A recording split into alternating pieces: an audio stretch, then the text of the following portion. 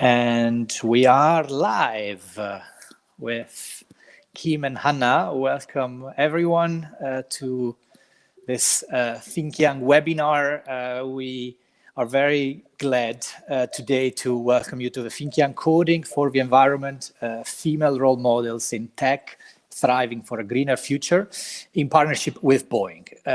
As you might know, the partnership between Think Young and Boeing dates back already 6 years, so we're very happy to continue this partnership. And environmental sustainability is one of the greatest challenges of our time. And one key solution that can reverse its effects is technology. So we would like to see which are the implication of how technology can help the environment. And I think we do have the right people on the webinar today to talk about this. Irreversible climate change is already upon us, and there isn't time to sit, definitely, or wait for years. We have to act now and to lead the way forward. That's why we need to enlarge the pool of skills, the talents, the resources in technology that are needed.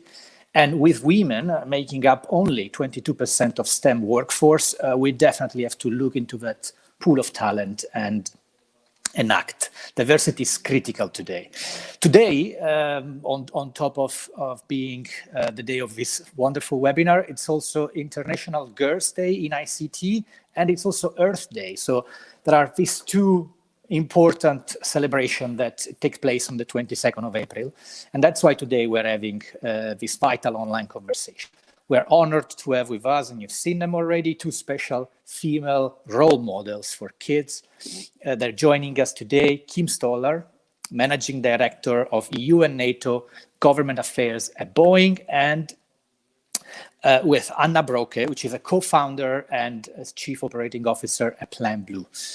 To everyone watching, please send in your question on the platform you're looking at. You might be on YouTube or Facebook or our LinkedIn. You just type in a question in whatever platform you are, and there will be space for question and answer later on. I now pass the word to Hannah to introduce herself. There is a wonderful picture that can or should come up on the screen, and that's coming. Thanks to the team and the Think Young team who is in the background and helping us with this. Anna, please, floor is yours. Yeah, hi. I'm Hannah, co-founder and COO of PlantPLU, and we develop underwater satellites to map the seafloor in high detail. Thereby, we combine satellite technology with underwater navigation, advanced imaging, and artificial intelligence. And here on the photo, you can see our dive-operated prototype, but the future will be robotics. And with this data, we want to build a global seafloor database. And with that, we want to enable the sustainable use of ocean resources. We want to enable decision-making, accelerate sustainable industries, support conservation efforts, whilst tackling global threats such as climate change and plastic pollution. Thank you, Anna, for the introduction. And I can't wait to hear more about what you guys are doing. And Kim, please, the floor is yours. I'm sure the Young crowd knows you already, but today we're trying to tap into a larger crowd with, again, International Girls in ICT Day and Earth Day. So please, if you can introduce yourself. Great. Well, thanks so much for having me and Andrea. Hopefully you all can hear me okay. We're the Boeing company is kind of at the other end of the spectrum. We are the world's largest aerospace company and a manufacturer of, I think most people know us for a manufacturer of commercial aircraft, passenger planes and cargo planes. But we also have a defense, space, and security system business. So we produce fighter jets and rotorcraft and satellites and security systems. And we're also a service provider for aftermarket support, meaning that when we sell a product to our customers, we help them maintain and operate those products as efficiently as possible after sale. So our customers are typically airlines and governments. We have customers in more than 150 companies. As a US company, we're headquartered in Chicago and have more than 140,000 people in the US, but we also have employees in more than 65 countries, including over 5,000 employees here in Europe. And that's really a testimony to the great European engineering excellence and skilled workforce here. We've been around for over 100 years, and we hope to be around for at least 100 more and hopefully beyond that. And have a long and deep tradition of aerospace leadership and innovation, and really excited to be here with Hannah and her exciting company. Thanks for having us. Thank you very much, Kim. And as always, it's great to have you and your energy and your enthusiasm. I start with one, I would say, of the most critical and controversial question, and we go straight to the point.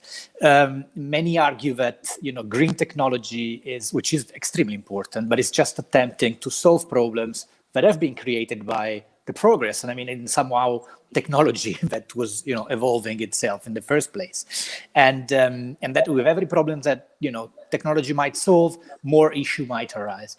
And I want to pose the first question to both of you. Starting from Hannah, can technology save our planet, and do the positive really outweigh the cost?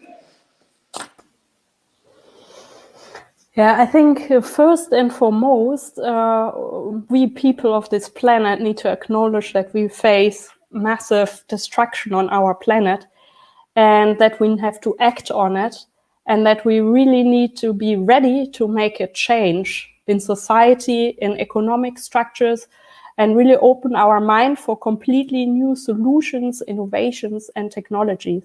And then based on this, we can ask ourselves, is green tech really helping save our planet? And that one is very easy for me to say. Yes, absolutely.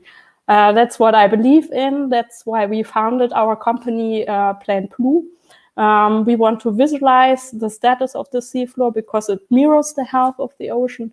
When we don't have this data, we have no chance to manage resources or set up guidelines or implement laws. And there is really many great solutions out there. We are in a network. It's a European one called Climate Kick. And they have amazing companies which have great solutions for big problems like producing building materials from atmospheric CO2 or preventing the use of greenhouse gases on very large scale. So I think there's really a lot possible if we give it a chance. Thanks. And definitely I share your positivity. Kim, how do you see technology? I mean, Boeing definitely, for whatever you guys do, I think technology is probably 90% of your daily job. Is how do you see technology when it comes to saving the planet? Yeah, well, we're at our hearts an engineering company, and technology has got to play a critical role in making the planet more sustainable, especially in aviation. Aviation is a very difficult industry to decarbonize, and we've been working at it as an industry for several years, making commitments on emissions reductions and technology improvements. And it's absolutely critical that we continue to innovate so that we can bring more environmentally progressive aircraft to our customers and passengers. I mean, we need to make significant investments to do that. I can say since 2003, we've invested about $80 billion in new technologies, research and materials to improve the efficiency. We have what we call our eco demonstrator, which is essentially a flying research lab where we test out new technologies. And we've tested out more than 160 technologies on 6 test airplanes.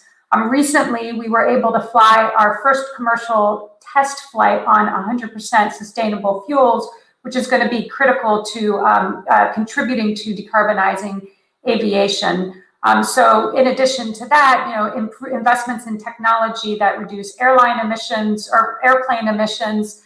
Each generation of aircraft is 15 to 25% more efficient than the previous generation, which reduces emissions. Same with noise. We've had reduction achievements of up to 50% with new generation of aircraft. But we know that we have to do more and that society expects more for us. despite the current pandemic, people want to travel, they want to see their friends and family, and they want to do that sustainably. So we have to make air travel more sustainable and affordable so that we can connect people, businesses, and cultures around the world. And we simply can't do that without innovative technology.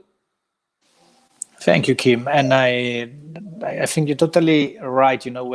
When somehow you're looking at the industry, so somehow you look at your competitors, but in this case, they're also, your collaborators. They're not just your competitors. They're all together for fighting for a bigger cause. And that leads me to the next question that I kind of want to take over to Anna. And I mean, we have seen in Europe, I think, in the last 20 years, a good evolution or a positive evolution towards startups. And I mean, something that we didn't have before. We definitely lag behind the US and China.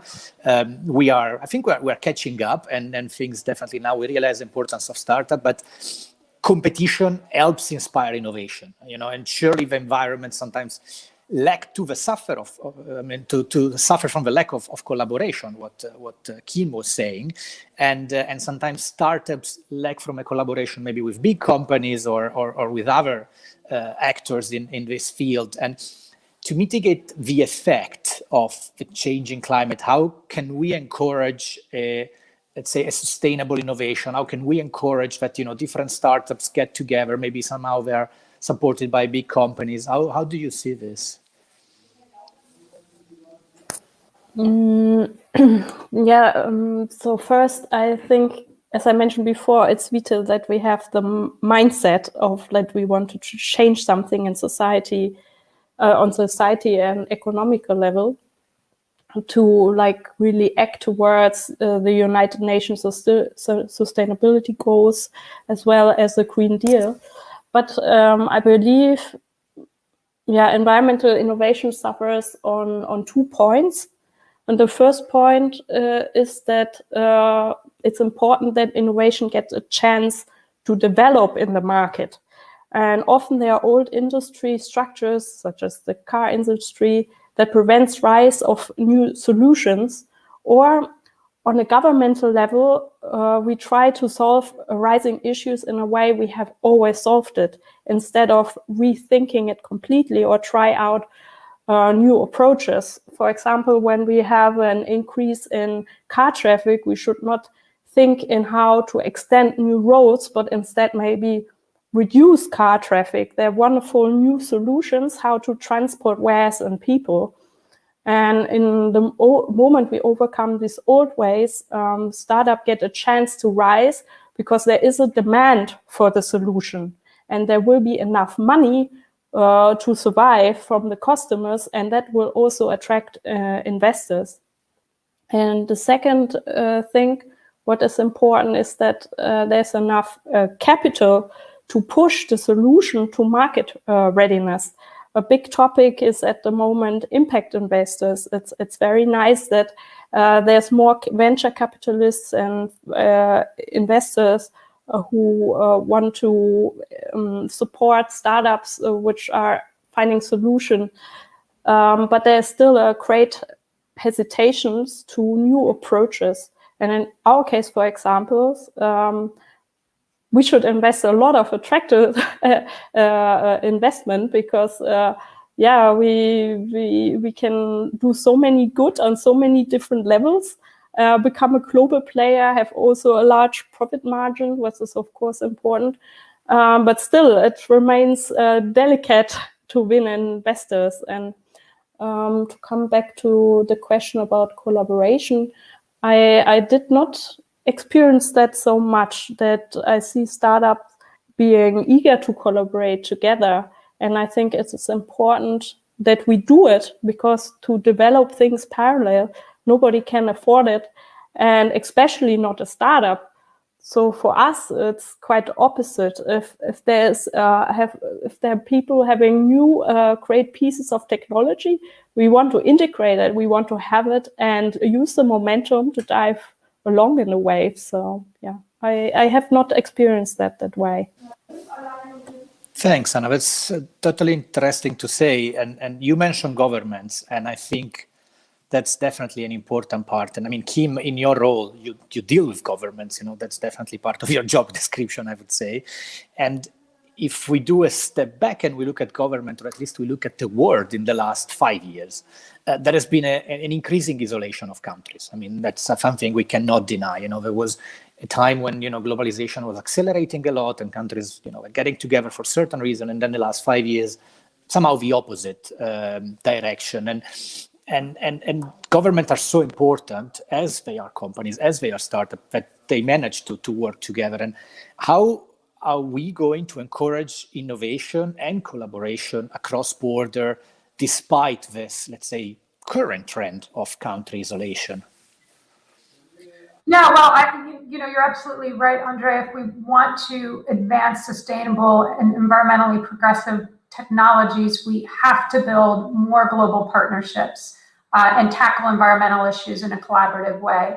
No one country has the market cornered on good and innovative ideas. And as we know, climate change does not stop at any border. So this is a critical reality for all of us. So we need to build an ecosystem that allows for more public-private partnerships and participation among countries. You know, we need industry, policymakers, and citizens to all play an important role if we want to accelerate the pace of new technologies coming into the market. And in aviation, this is critical. A good example of that is the importance of cross-border collaboration in sustainable aviation fuels. You know, I had mentioned our Eco Demonstrator program, where we demonstrated a test flight on sustainable fuels. And we've announced that by 2030, we want all commercial airplanes to be certified to fly on 100% sustainable fuels. But if we're going to achieve that, then we need to significantly increase the number of global partnerships over the coming years. That includes with airlines, with fuel producers, with governments, and with research institutions. And you know, different regions are going to have different abilities and priorities when it comes to producing these types of fuels. So what may work in the UAE or in Africa or the United States may not work in Europe. So it's only through these multifaceted partnerships that we can truly increase the supply of sustainable fuels, reduce their costs, and deploy them in a sustainable way. So we've been thinking hard about how we can contribute that. We recently appointed a new vice president for global sustainability policy and partnerships that's going to be based here in Europe, and who's going to help our chief sustainability officer in the US. And really the entire idea behind that is to have more of a laser focus on helping to facilitate those public and private global partnerships.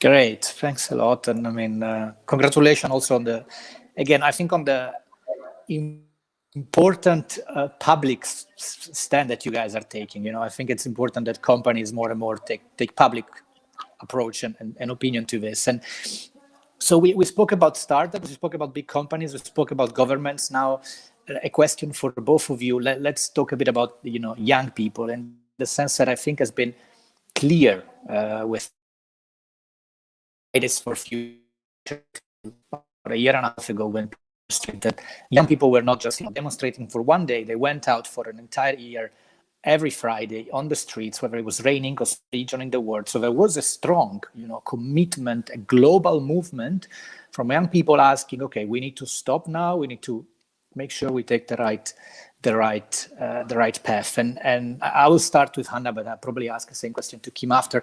How can these three actors, corporation, governments, startup, can they commit to support this movement, that they can commit to support youth taking action to protect the future of our planet? Is there something that you would say, you know, that we as a startup, we could do this, and we as a startup group, we could do that? And how do you see that, Hannah? Yeah, first of all, I must say I'm very happy about the recent development and the fighting stance. And I think it's past time that we acknowledged that we face global threats, because it's simply not acceptable that common goods such as the ocean, the air, drinking water or land are exploited in absolutely no limits. So of course that has to be regulated. I find just the question, I think, a little bit strange. Why what the government or governmental institutions need to do for the young generation. I think it's more about like listening to them and act on what the young generations express. So I would rather focus on that than finding structures for this young generation. I think it's more in that they act on their everyday work rather than on the finding structure for this young generation, what they voice. For me, it's the other way around. And with regard to our company, we have a very strong ethic code, and we just stick to it. Our technology is very interesting for oil and gas, and we just say no. And that is also a responsibility you can take as a company and just set up the framework for it. And also, try to, like our technology, we visualize what's going on the seafloor. So you will have interactive, seafloor maps, and then you can also show this to the general public, and you can color code it maybe in red or green, and you can really say, let them see what's going on. And I think this is also something really important. It depends always on the technology, but you can do a lot of good and also present it to the public. And I think that is also something a company can decide on, to do such thing like today, for instance. Totally, and I mean, and as you see, that's important. We talk about it, and Kim, from your point of view, I mean, we do know, and because we collaborate together on this, of a different initiative you guys do with young people. But how do you see Boeing as an extremely large company?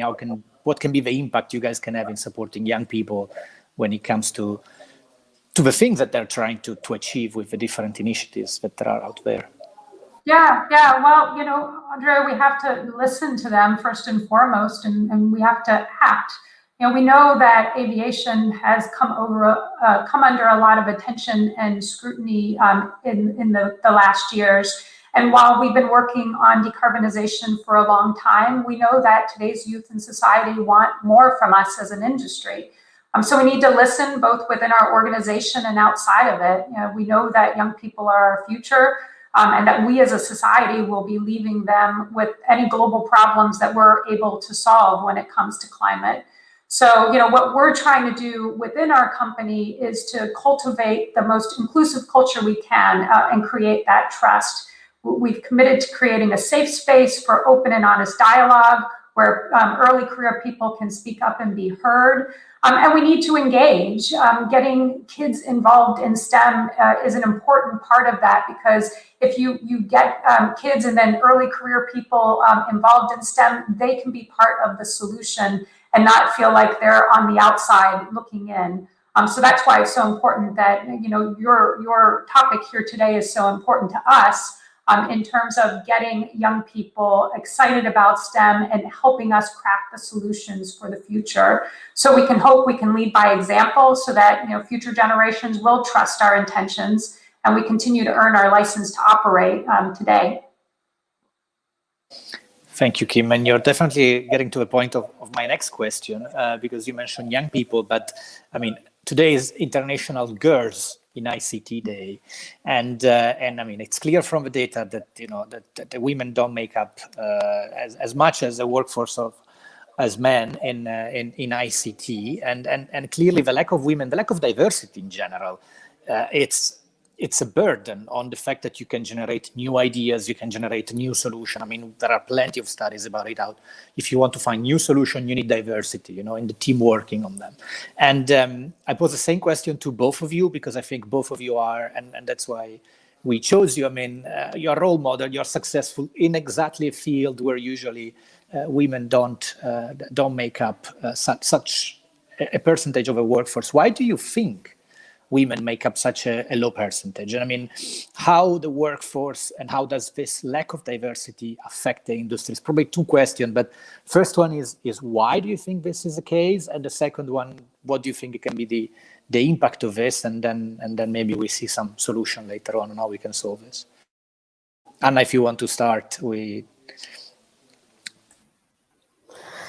Yes, I start with the second. So I always think that diversity drives innovation because you have different perspectives helping to find new ways. So they are very convinced of that, and this not only include women, but also, of course, other cultures and nationalities. But yeah, coming back to your question about why there are so few women, I believe that there's something really deep down in society that prevents women from having courage to follow their dreams, to take risks, to not be afraid of failures, and to have family, but also follow their interests besides the family. And of course, there's also the case that some male-dominated environments make it difficult to work for women. But I also observed something within. For instance, I'm building the teams here in our company, and I had women applying for a job in our company saying they maybe cannot do the job, even though they were very highly qualified. I know a woman who resigned the job because she thought she has not the right skill set, but that wasn't the case. The co-workers said that to her. I had two women who in the last moment didn't sign a contract because to work in a startup meant for them taking too much risk. And I personally get strange looks from women and men because I have children and I have a career. So, yeah. Thank you, Anna. You definitely touch on few important points. I mean, the aversion to risk. You mentioned failure, which I think it's even a larger problem in Europe, definitely in certain more conservative countries. I'm Italian, you're German. I guess we come from two that are extremely averse to failure in general. And Kim, from your perspective, I mean, you had the possibility to see different parts of the world, not just different parts of the industry in a big multinational, and you had a very successful career. Why do you think that there is such a low percentage, and how does this then obviously have an impact on the outcome of what we're trying to achieve? Yeah, it's an important question, and I think there are several reasons there are so few women in the technology industry. One of those reasons I think is there's just a lack of a pool of women, and we need to feed that pipeline from a young age. There are studies out there that show in things like computer science, women make up just 18% of bachelor's degrees, 30% of master's degrees, and 20% of doctorate degrees. And those statistics are going down. In engineering, it's even worse numbers than that, 20% of bachelor's degrees, 25% of master's degrees, and 23% of doctorate degrees. Engineering, it has the smallest amount of women of the STEM education fields, and it's not seeing the growth that we would like to see. So why is that? I think part of it is a lack of role models. I think young people gravitate to fields where they see people who look like themselves. And there just aren't enough women role models in STEM education or in STEM fields. So, I think that emphasizes the importance of mentoring programs. I think that it's been traditionally dominated by men, STEM fields. And so sometimes I think in some cultures, as Hannah hit on, this can create stereotypes or perceptions about who or should or could become a scientist or an engineer. And I think there's some unconscious bias out there. I think girls and young women can be steered towards the softer sciences or the liberal arts through families or schools or even workplaces in society. So, we're going to have to address these systemic issues if we want to overcome this. And to your question on what the impact of that, I think purely if you look at it from a business perspective, lack of diversity hurts businesses. There are a lot of studies out there that make the business case for diversity, that diversity and inclusion increases productivity, it increases profitability, it increases quality, employee commitment, retention. And so the flip side of that is where you don't have diverse teams, you have less innovation, you have lower quality outputs, you don't have those diverse points of view that allow for innovation. There was a McKinsey study that found that in a group of publicly traded European companies, those that had gender diversity at the leadership experienced a higher rate of return on equity, operating profit, and stock price. So if you don't have diversity, then you're hurting yourself as a business, and you're potentially having employee retention issues and having a poor impact on your brand and reputation. So it's a problem that we really need to tackle both as a society, and I think it will help businesses economically to be more diverse. Thanks, Kim. And I think you said it well. It's really, we have to work on the pipeline. We have to get them very young. And I mean, the collaboration with you guys, with the coding school, is what we're trying to do in several countries in Europe. And later on, we have a nice announcement to make. If we stick on this, on the pipeline itself, you now are an entrepreneur, you had a good, successful career as a marine scientist. When you were young, when you were, 8, 10, 12, first, when did it happen? Like, when did you have this epiphany saying, that's the job I want to do, and I want to work in STEM? And STEM probably was not the terminology back then, but when did you decide that you wanted to work in science and then marine science? And then when did you decide, and why? I think it's the most important, more than the when. Why did you decide to work in that field and then to become an entrepreneur also? That's also another point, that definitely role models are needed. Women role models are needed, and we need to work on the pipeline there as well. How's your story? It's not a straight one. Huh? So just when you look back. I think my main drivers were always my passions for the ocean, for diving, for traveling, for living abroad. And I was always interested in knowing how things work. And that was also nature, society, and technology. So my dream was then to become a marine scientist and be a professional diver and traveling for research. And in the end, and I'm still surprised about it, it worked out. And I did most of my research in the Caribbean. But then I had a big turning point during my PhD and also postdoc time. My research was focused on the degradation of coral reefs around the world. So I saw so much destruction under the water by human impacts, as well, that I saw people on land suffering in those poor countries.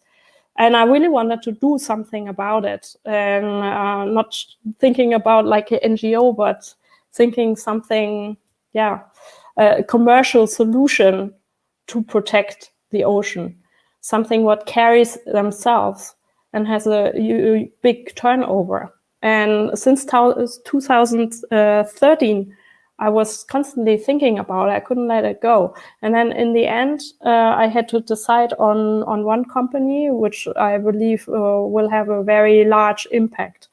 So I left my rather successful career as a scientist and switched to business, then founded PlantBlue together with my other 3 co-founders. Super nice. And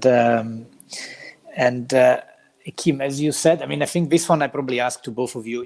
Anna before was saying I had many experiences, many cases in my company, of women saying, I'm not up for this challenge, or maybe I cannot take this job, or I cannot do it as I'm expected to do. While on the other side, there was a team probably telling her, no, it's the opposite case, no. And and clearly personal experience are extremely important, and also because you're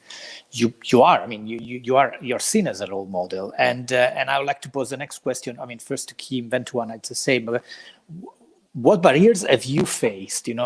Once we work on the pipeline, once we manage to get, as Hannah, young girls passionate about something that then gets them into STEM. So they are in the pipeline already. They are, as Hannah did, marine scientists. Are there any challenges? I mean, definitely there are. Which are the challenges that you think are there from an academic point of view, from a professional point of view in STEM, and obviously how we can go against these challenges? I think we lost Kim. I don't know, Hannah, if you don't see her as well as I don't. Maybe I get to you first for it's the same question. So no worries. In the meantime, we wait for Kim is coming back. Oh, there she's back. Oh, there she is. I give the floor to Kim then. Okay. I don't know how much of a question you heard, but basically, let's say once girls are in the pipeline, as Hannah said, they are inspired, and there are plenty of challenges there. What advice would you give them to, let's say, conquer the challenges they find once they are inside the pipeline? Yeah, well, in reflecting on that question while I was trying to reconnect, I was struck by the fact that we're still having this conversation. When I was early in my career, I remember interviewing for a job and the hiring manager making a point to tell me that he wasn't interviewing me because I was a diversity candidate.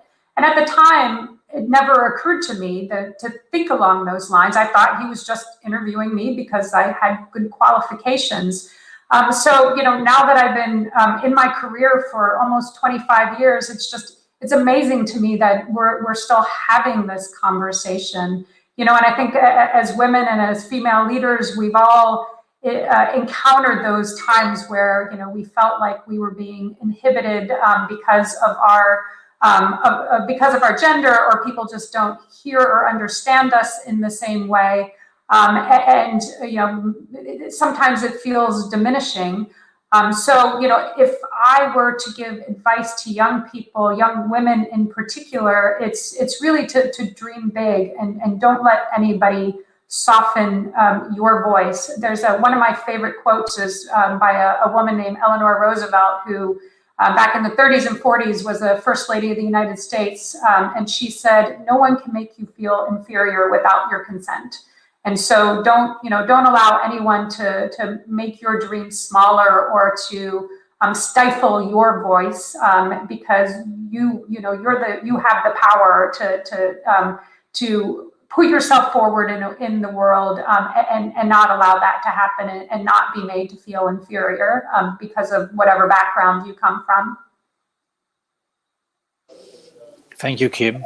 Definitely important that we make these words as loud as possible. And Hannah, what would be your advice? What would be your advice to? I mean, also probably what you. You saw me nodding all the time, so Kim really spoke from my heart.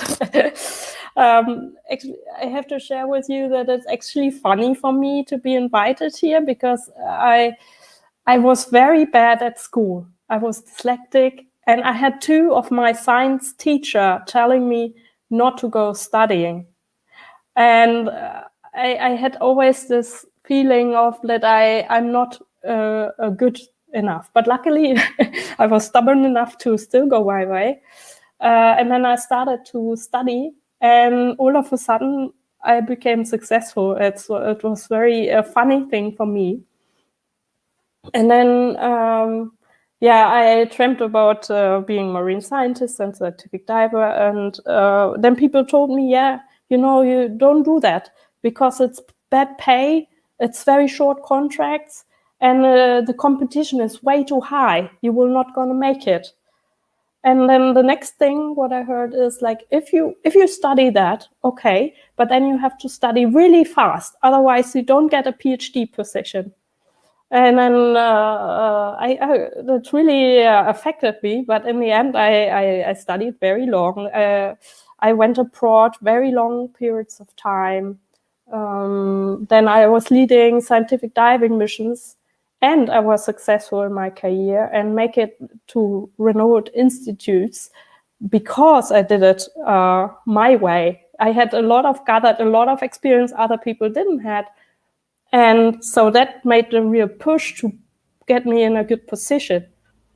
So yeah, so from that background, I also can only say I encourage young girls to follow their dreams and be bold and not listening to other people, because it's sometimes not an encouraging environment, and then it's better to stand over it and still follow what you feel, where you have to go. Thank you. And I'm sure there are plenty of young girls out there that are part of our community that are now listening to these important words. And as part of our community, there are also a lot of policymaker and decision maker. And I'm getting to, let's say, the last question I'd like to ask before the Q&A. So just a reminder for people who are watching us, if you want to ask any question, just type it in the platform you're watching us on. And this, again, more for Kim, because you work with governments. And what do you think governments can do to change the perception, when it comes to STEM, and what can they do to then help young girls getting the confidence or becoming, stubborn, as Hannah said, to overcome the challenges and so that they can not to just get them interested in the pipeline. We get them in the pipeline, they pass all the different, steps and challenges, but then at a certain point, you need governments to make sure that these things become a reality. And again, what do you think government and the EU maybe that can they do on this? Well, you're absolutely right. We need to create that cradle-to-career pathway to strengthen and diversify the pipeline of skilled workers and diverse workers, girls, students of colors, communities typically underrepresented by STEM. So targeting measures and resources on early learning through secondary school, I think, is really important. And I would say, supporting programs like the ones that Think Young has out there. You all are an excellent example of the types of programs that both governments and companies need to support and incentivize.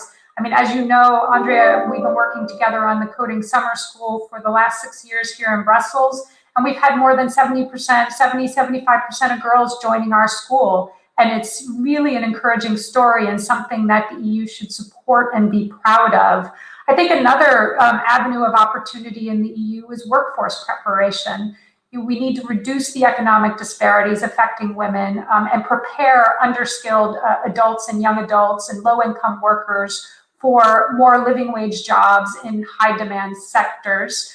We need to encourage mentorship. We need to have work experiences and apprenticeships and graduate programs that are catered to young women in attracting them to STEM education. And I think that there's a lot that governments can do to create those types of incentives and increase female representation in the emerging talent pipeline. But we have to start early. It can't be once somebody is getting to university. It has to be through comprehensive early education and early career programs.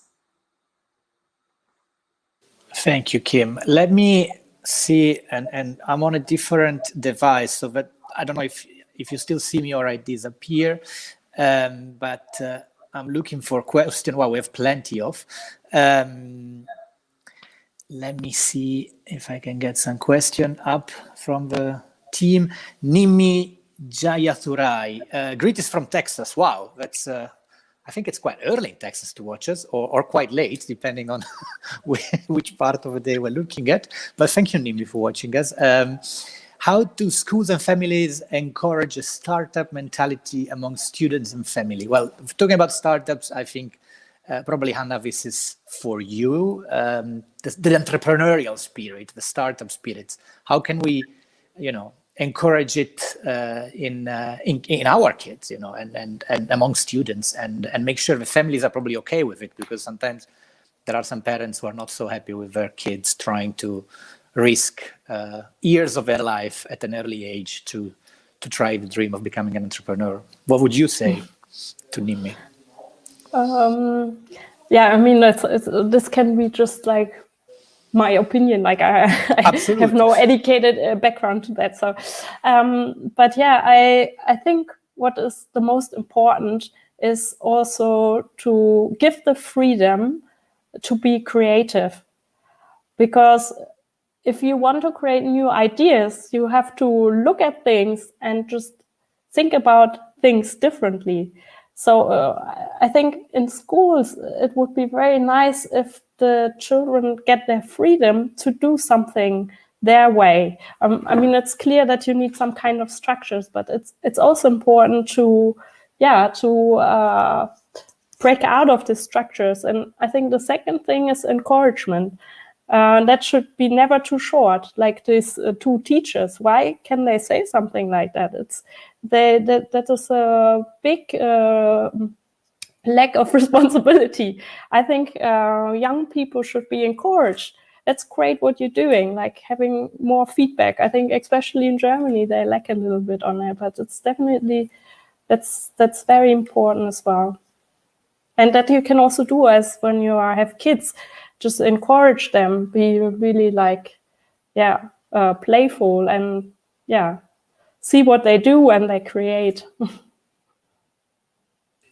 Thank you, Anna. Kim, would you like to take a quick answer to the same question? In the meantime, the team is putting up the next one. Yeah, sure. You know, I think this is where it's really careful to watch where unconscious bias comes in. You know, what are you encouraging your daughters to do? What tools are you putting in their hands that allow for that type of creativity? And I'll just give one vignette that I've observed myself. I don't have kids myself, but I'd like to think that I'm a really cool aunt. And you know, when I look at the toys that either my nieces or my friends' daughters are playing with, as compared to the boys, you know, the boy might have some game that is really a skill building game and it's complicated and creates dexterity and creativity. Whereas, you know, I had a niece that her game was riding a pony through the woods. So, you know, thinking about what tools you're putting in your kids' hands and whether that's stimulating that type of creativity and that startup mentality and being able to create something, build something, I think is just as important for girls as it is for boys. And we just need to be really careful with not letting that unconscious bias sneak in. Absolutely. Great, Kim. I wanted to say many things about the toys, but I think then we end up on a long path. Sarah Wilkin, this is again from YouTube. How do you increase equity in the workplace? Do you have some suggestion? I would say probably, I think equity probably they mean equality in the sense of, you know, like, you know, how can things be on the same level? And talking about workplace, I guess, I think I lost count of how many employees Boeing has, but you guys have several 100,000. So probably, Kim, you want to start on this? Yeah, well, you know, I think you have to be really intentional about it. You know, I think at Boeing, we have websites and training programs and all types of materials around diversity and inclusion. And, you know, we've been working, I think the aviation industry, by and large, historically hasn't been very good at diversity. So we've had to be very intentional on where, as an organization, we make our investments. So, you know, in 2020, we partnered with hundreds of organizations to that are geared towards bringing young women into STEM. We have worked our way up the rankings from outside organizations like Diversity Inc., where we built ourselves up to top 50 of 1,800 companies for diversity in 2019. But we still have a lot of work to do. And I think an important part of this conversation is not just the diversity, but it's the inclusion part of it. So you can create diversity. You can create diversity for gender and for race and for socioeconomic status. But if you don't have that inclusion aspect to it, then it's not going to be as successful. And what's the difference? The difference between diversity and inclusion is somebody in diversity and inclusion once explained it to me is diversity is inviting somebody to the dance, and then inclusion is actually inviting them to dance. So you can diversify your workplace, but if those people don't feel included and they don't feel like their voices are heard, then you're not going to have that feeling of equity, and you're going to probably have employee retention issues as a result.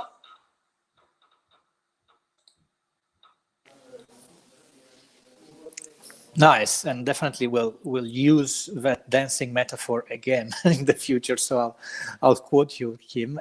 Can I ask thank you for the reply. Can I ask my team to put up the next one so that we still have 10 minutes because we started 2 minutes late, so we can try to involve as many participants as possible. Victor, all on YouTube today. There must be some about diversity. How do you suggest we encourage green growth in regions such as Africa? And thank you, Victor, because probably unconsciously by you giving me a very nice link for a future announcement we're going to make later, which are currently industrializing. How can we industrialize in an eco-friendly way, inclusive of women? Wow, this is super nice question. And I mean, I think when it comes to, well, you can both take this one, because I think, again, Kim, you have an extremely global position, so you can definitely know what to say about Africa. But Anna, I think, when it comes to starting from zero and growing, fast growth, that's probably what startups are expert at. So starting from Anna, what would you suggest to Victor? And I mean, or if you could give an advice to regions like Africa in the way they are currently industrializing. I guess it's probably much more difficult because we also, the first seed of money was also governmental based. So we could apply for funding and somebody looked at it and say, oh, this is a good idea. And if those kind of funding is not there, it's going to be very tricky. And then also, the structure of the government is not so like with ours. There's a lot of corruption maybe going on, and that all makes it very, very difficult. And then what I experienced as well when I lived abroad, that you have outside investors coming in, and the people or the population or the people who actually lived there had absolutely no say. Like putting hotels up in areas where it was already a national park, but until they were traced back, it was sold already 3 times. So they couldn't, they never received a penalty. They just did a really big win. So I don't have really a good answer for that. And I think that is also maybe the responsibility of maybe, looking if there's investment groups who can help in that regard. I think that would be interesting. And I know there are some venture funds which also look in those areas and try to really support this kind of startups. Thanks. Kim, what's your take on, let's say, fast green growth in regions, in challenging and growing region like Africa? Yeah, well, and of course, every country wants to continue to develop and grow their economy. So one of the things that we've been looking at, just touching back to the discussion we had earlier about sustainable fuels, there are lots of different opportunities to create sustainable fuels, and making sure you're doing it in a sustainable way, meeting environmental criteria, is very important, because you don't want to be greenwashing or otherwise not having credibility as you're developing those fuels. And we found a lot of opportunity in Africa where, one example was looking at ways that we can grow tobacco-free, take tobacco crops and create a tobacco-free version of it. And in the process, develop sustainable agricultural practices. So the farmer isn't losing income, they're actually just kind of changing what their crop is, so they can do it in a sustainable way. They can still make money at it, and the economy can still grow. So that's one example, but finding those opportunities where you're not, it's not a takeaway, but it's a shift. and it's a repositioning and allowing for that growth. And I'm just speculating on this, but I have to, think about the African continent and the availabilities around solar and potentially wind, recreating what industrialization means and looks like and help it to support a decarbonized economy. I have to believe that there's a lot of opportunity there in Africa. And to the second part of the question, in being inclusive of women, a lot of things with microfinancing and ways to, as we talked about before, shift the skill sets, shift the things that we're training low economic women, people from low economic backgrounds and women in particular to do, and using microfinancing to do that, could be another area of opportunity, particularly within Africa. Thanks a lot, Kim. Next one. I appreciate very much how you guys are straight to the point in a very short time. That's really nice because Charles, what best practices can be leveraged to ensure young girls and women do not fall through the cracks in male-dominated sectors? Okay, that's, I don't know who want to start first with this. I think it links back to the question of before that was talking about equity, which I have to apologize because someone of the team texted me, equity is different than equality, and it's about the resources you give rather than the resources than the opportunities you give. And so I apologize to Sarah, but coming to this one, what best practices can we leverage to ensure young girls and women do not fall through the cracks in male-dominated sector? And somehow, given the Charles and myself, we're both boys, what best practices or advice can be given to men also for ensuring this fairness? I don't know who wants to take this one first. And Kim, please. I can offer a couple of thoughts, and I don't pretend to have all the answers by any stretches, but I think one of the areas we haven't covered is just our personal responsibility. If you look at the reason why culture has become male-dominated historically, there's a big network of men in high leadership levels, and they help the people that they're mentoring come along and help them develop those opportunities.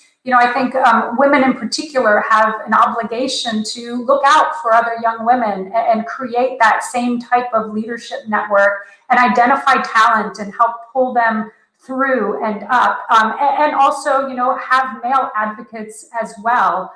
I think we have a responsibility as female and male leaders to look out for that diverse talent, and I think that's how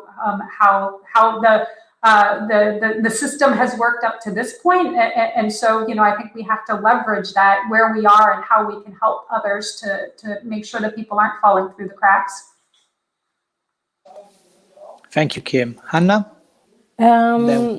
Yeah, I must say I also did some personal coaching, which helped me a lot with that regard, because sometimes there's just like, the communication maybe is not so straightforward.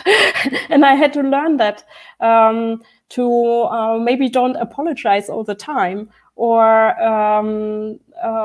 talking confident of my work, like saying that I did something good, like very, very like little things which helped me, that people saw me more, saw my presence more, and also listened to my ideas. So I think there's also a lot of potential by having courage and taking presence. Thank you very much, Hannah. And we're getting close to the end. I see up on the live we still have a minute and a half we can take. If I can put you both on the spot quickly with one final question that we often ask at the end of the Think Young webinars. If there is one thing, just one thing that you would change about the tech sector to make it more inclusive and, let's say, more environmentally friendly, just one thing, is there anything that comes to your mind? What would that be? What would you change about the tech industry? I don't know Should who wants I to go start? first. Please. I can start. Of course, I wish there will be more women, but I think I would like to say something else. So the tech sector only focus on quick return of money and software development, and I think what truly matters is how much money we can save in the long run to tackle threats such as climate change and pollution and destruction of resources. Thank you, Anna. Appreciate. Kim? Yeah, well, I'll sound like a broken record here, but I would just say, supporting more educational programs that encourage young women to go into technology and STEM fields. Thanks. And thank you very much, both of you. Speaking of what Kim just said, we do have a little announcement to make. People who follow Think Young or Boeing and our partnership knows that we're very famous for this coding summer school that take place every summer in Brussels. We are very happy to announce two things. The first one is that the coding summer school will take place again in Brussels this summer. So that's great. So we're again with 70% participation of young girls for teenager, completely free of charge. So if you are, let's say, within reachable region out of Brussels, you want to send your kids, please send us an email, codingsummerschool.com. But also, and that's a second and special announcement, and that's why I thank Victor before, the partnership is growing and it's going into an extremely important region of the world, which is Africa. We had a pilot version of a coding school, which is not summer anymore because we do it all the year now. So just coding school, Think Young Coding School in Kenya, Nairobi. And we're very happy to announce that we're gonna do that again by the end of this year. And we're working hard to make sure that we grow to other regions of Africa, naming Ethiopia and Rwanda. So we're extremely grateful to Boeing and all the team, because we started as a pilot. It was a bit of a crazy idea to teach coding to kids, and now soon something in Rwanda and Ethiopia might happen. And I mean, we do many cool projects at Think Young, but I think this one is definitely on top of the list of everyone, and it's very dear to many hearts in the team. So again, thanks a lot to Kim and to all the people in our office to make this possible. If I can close with one last remark, today is both International Girls in ICT Day and Earth Day. And I mean, they are two extremely different but very important topics. Please, each one of us, make sure that it's not just today that we celebrate these two important causes, but every day we celebrate Earth, and every day we celebrate girls in ICT. Thanks a lot, and see you probably next week, because now we have plenty of webinars on a weekly basis. And thank you again, Hannah. It was great to hear about you and to get to know you and your company. And Kim, as always, a pleasure to have you and host you. It was very much a pleasure. Thanks everyone for watching. Thanks a lot. Bye-bye. Bye.